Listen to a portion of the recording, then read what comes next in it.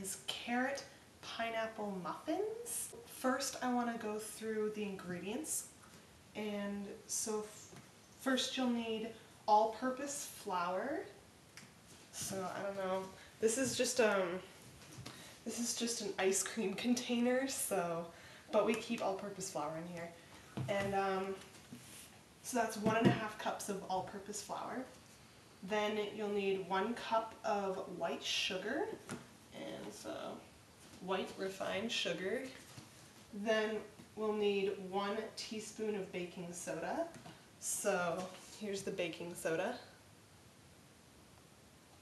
And then we're also going to need baking powder, and that's 1 teaspoon of baking powder. Yeah. And then we'll need cinnamon, and that is 1 teaspoon of cinnamon, and some salt, and that's 1/2 teaspoon of salt. Then we need 2 eggs, 1 teaspoon of vanilla, and I don't have real vanilla, I just have artificial vanilla extract, so that's what we're gonna use. And then we need 2/3 of a cup of vegetable oil, and I'm just using canola oil selection. So 1 cup of grated carrots, and I'm going to grate that. And I've just peeled it and cut off the ends so it's nice and clean. Then finally, all you need is 1/2 cup of crushed pineapple with juice. And I have a can of crushed pineapple, and I've already opened it. And yeah, that's all you need to make this. Alright, so the first thing we're going to do is put together all of the dry ingredients into a big bowl. And so I'm going to do that. So these are all of our dry ingredients, and we're going to put them into the large bowl. So I'm going to put 1.5 cups of all-purpose flour, and a trick that I use to get exactly the cup or 1/2 cup is just use a knife, a regular knife, with a straight backing to it, and just remove all of it, all the top layer. Put that into the bowl, and then I'm going to get another 1/2 cup and do the same, and there we go. And now I'm going to put 1 cup of white sugar. I shouldn't be pouring over this. I'll pour over this one. There we go. You could use the same technique I just showed as with the flour, but baking doesn't have to be exact, so, and a little bit extra sugar won't kill you unless you're diabetic. I'm going to put 1 teaspoon of baking soda, and so 1 teaspoon of baking soda, so that's this one. And you can use the same technique as with the flour. Just carefully, no, that's not very good.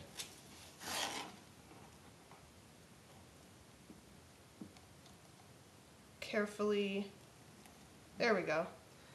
Alright, so that's 1 teaspoon of baking soda. Now we're going to go on to baking powder.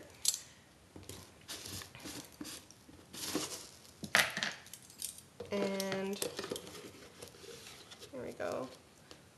And it's always good to start putting your dry ingredients into a bowl first before your wet ingredients, because then you don't have to clean your tools again. Just a little trick. Alright, so that's 1 teaspoon of baking powder. And cinnamon, I'm usually not very specific. It asks for 1 teaspoon of cinnamon, so I'll just put some cinnamon in there. half a teaspoon of salt. I don't like to put very much salt in, so I mean, it's all whatever you like to do. It's not really, doesn't have to be specific, or precise rather. So yeah, that's all of the dry ingredients, and now we're just going to sift them together. So there we go, sifting. And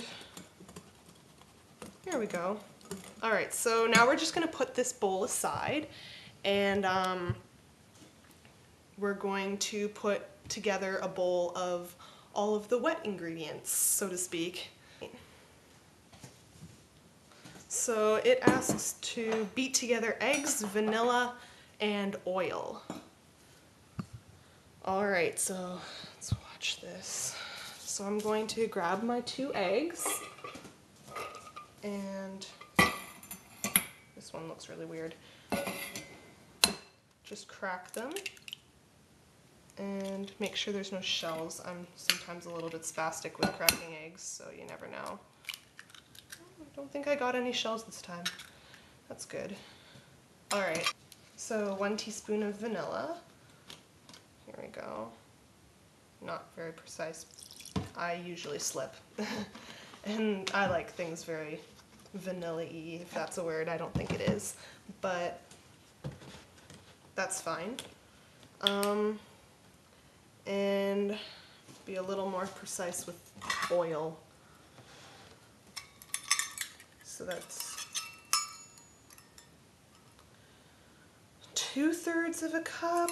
Oh man. I have a 1/3 cup measure. So I guess I'll take 2 of a 1/3. That makes sense. 2 1/3 cup measures and just put them into the bowl. There we go. There. So now we just want to beat them together, so there we go.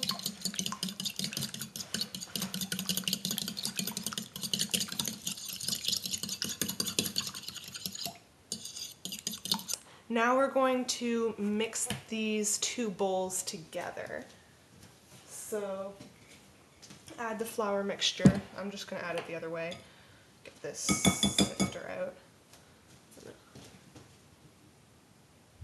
Just have a spoon and I don't really know what these are called. Are they spatulas or something? Just pour this one in.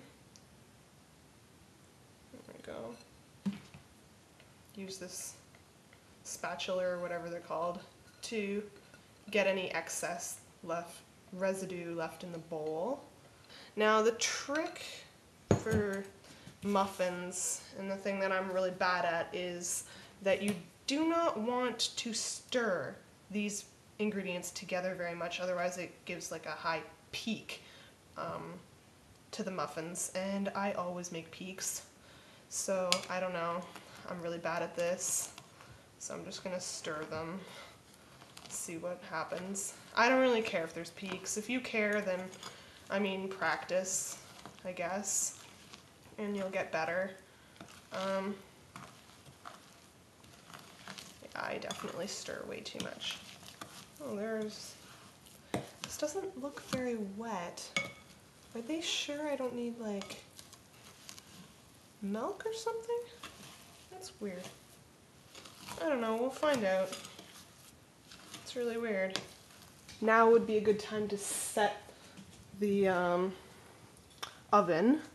So the temperature, it's 400 degrees Fahrenheit, and for 20 minutes.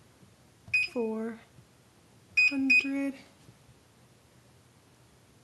start.